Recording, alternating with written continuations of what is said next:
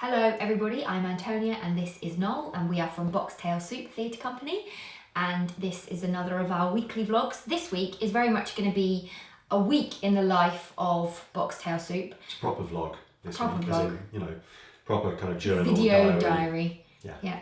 But as always, if you have been enjoying the vlogs, please do give us a thumbs up, leave us a comment, subscribe to the channel. Welcome again to the new subscribers, it's lovely to have you. So this week was a sort of actually quite a typical week in a way for us. It sort of that was kind of what we thought, encapsulates what we do, doesn't it? that this sort of just doing it like a little journal thing would be actually quite appropriate this week, is because we've had so many little bits of different aspects of our job to do. So we started the week by having to rehearse a show that we haven't done for a while. Then we had a trustees board meeting, and then we had shows and workshops in a school. And in all of the gaps in between, we've been editing and tweaking the technical stuff for Gulliver Exploded. And then today, whilst doing that, we're also having to make a new promo image for the show that we're going to be taking to the Edinburgh Fringe this year. So it's all go, and we're on weeks at the moment where we're working 7-day weeks because that's just how it has to be. It's often like that for us, isn't it? Sort of intense times, and then we'll probably try and take a few days off before the next thing starts. Sometimes you've just got deadlines and things have got to be finished by a certain time and the work has got to be done. So. And always the deadlines all come at once. Yeah. So we started off, like I said, with rehearsing a show that we haven't done for a little while. We were doing Little Grimm tales. Yeah, we were going to go and do that in a school, which isn't really a regular occurrence for us. We don't do that many schools. It's not something we kind of actively seek out. But having said that, we're always it's always lovely to go into a school, and we have had some fantastic shows there. It tends to be if a friend of ours works in a school, or if someone has seen a show and then we happen to be in their school's area, then we will try our best to go in. We always have a good time. Yeah. So if a teacher approaches us, whether it's someone we know or someone who's seen a show, and they're keen for us to come and visit the school, we're very happy to do it. So that was what happened in this case.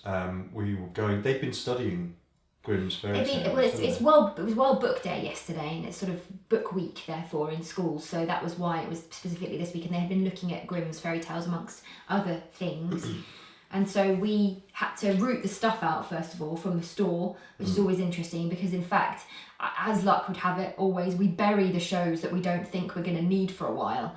And of course, inevitably, we'd buried half the stuff for Little Grimm Tales at the bottom of a great big pile of trunks. To be fair, it's quite well organised. It is very well organised. It's not too bad to get stuff out. No, so we got everything out, brought it into the studio. And then, for practical reasons, where that show is often done in theatres with 3 performers, we thought it was easier and more appropriate to do it with 2 performers in this case. So we've done it with 2 performers in the past for various reasons, and so we went back to doing it like that. Yes, but it just took us a moment to remember how we do it. Kind of having done the 3-person version quite a lot, then takes you a second to go, okay, well, in this one, when we're doing it with 2 people, what do you pick up? What do I put down? Or And it's ever so slightly more frenetic for us, isn't it? I hope it doesn't come across that way, but for us, it's definitely a lot of running around. But it was good fun. We also were doing 3 workshops in the school as well for varying ages, from very, very tiny little reception year 1 students all the way up to year 6. Yeah, so in this case, it was being Little Grimm Tales, it's aimed at younger audiences. So it was a primary school, so we did performances, we did 2 shows, and that was for all, from years 1 all the way up to year 6. Reception all the way up to year 6, yeah. So they were split into 2 groups with sort of the older half and the younger half. They were lovely, actually. They were a really nice audience. And so we had sweet. A really fun show. Both really fun shows. Different, weren't they? Very different. With the little ones, there was lots of real kind of rolling on the floor laughing at certain things, and then with the older ones, obviously they're a bit cool for that, so they sat really well. They did join in, they did laugh. We made a little announcement to them at the beginning to make sure that they knew we weren't patronising them with a show that potentially some of them could have felt was a little young. Yeah, it's just to give them a licence to enjoy it, really. Exactly. You just want to say something that acknowledges that it's silly. That you're a little bit older, but embrace your inner child and get into the spirit of it. And they really did. They were great. They had a lovely time.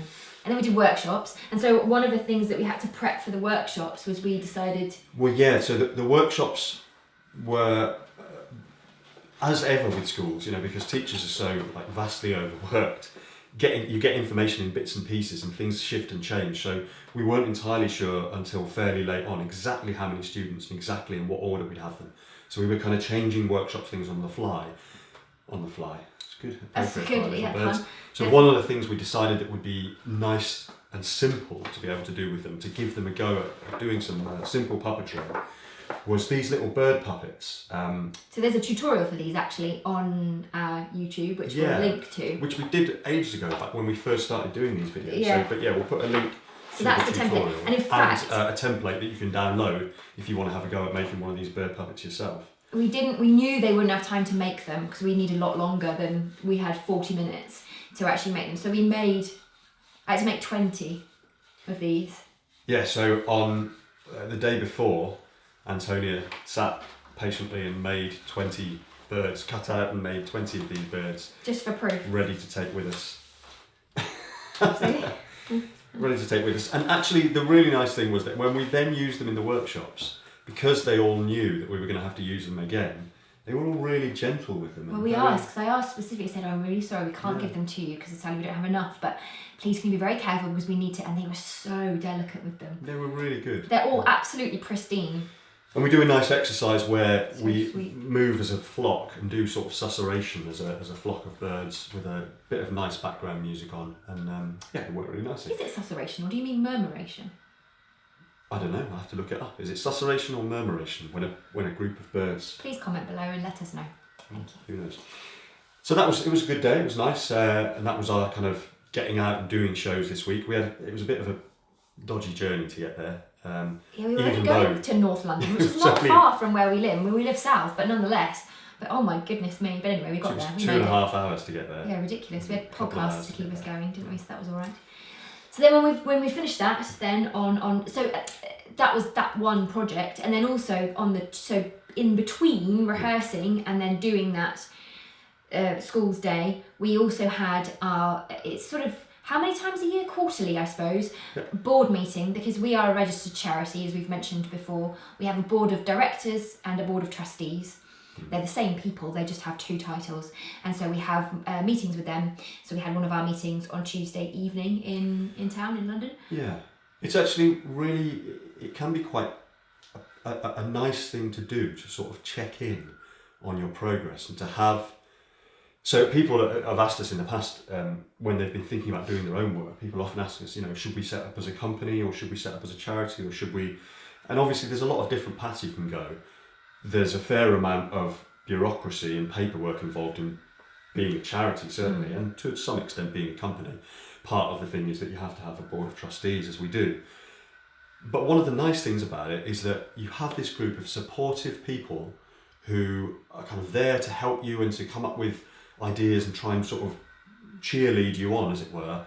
And they also kind of interrogate your thinking a little bit, so it can be quite nice to check in every few months and for them to get an update and to sort of ask you about progress on things and how things are coming along, and to have to sort of organise your thoughts in that way and then present them to someone actually can be quite pleasant. Yeah. Not least because sometimes it helps you to realise your achievements as well.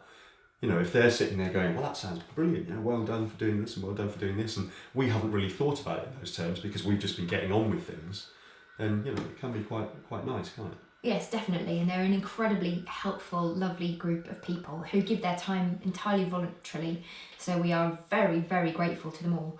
And we've got a really lovely, diverse board in terms of interests and backgrounds, so and they are growing as well, which is nice. As our company grows, the board are kind of growing and developing with us.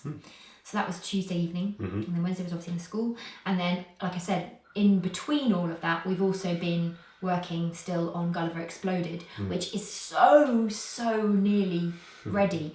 As with all of these kind of technical based things. Exactly what I was going to say. Yeah, my goodness, there are always little snags and hitches and things that you just thought, I don't know, you thought you'd solved, and then you get to actually putting it into the software and realise that you've got to do it slightly differently.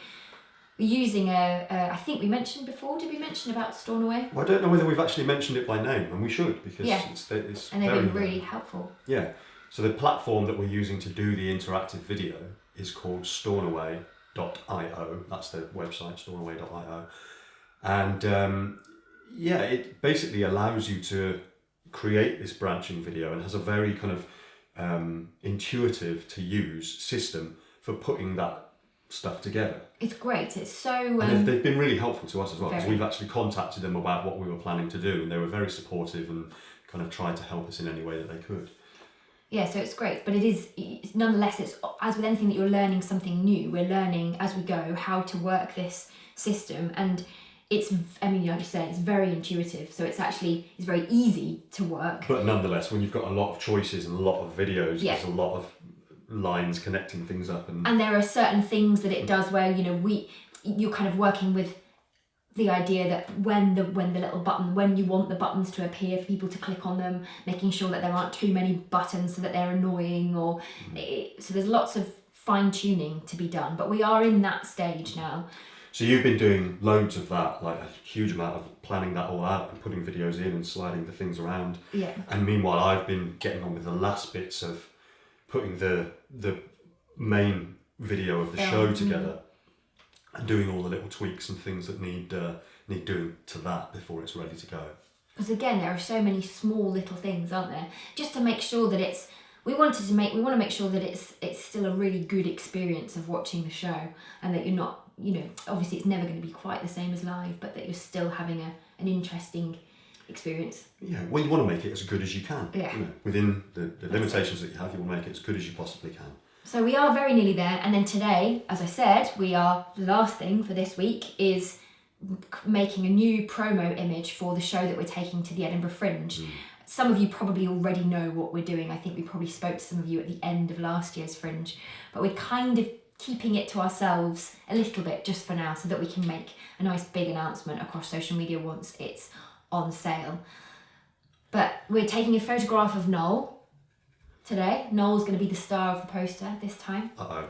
That's what he said earlier. He said, "Oh no, uh-oh." So I'm quite glad. And he's like, "I don't have to worry about." I just think you're more photogenic. But I don't think that's true.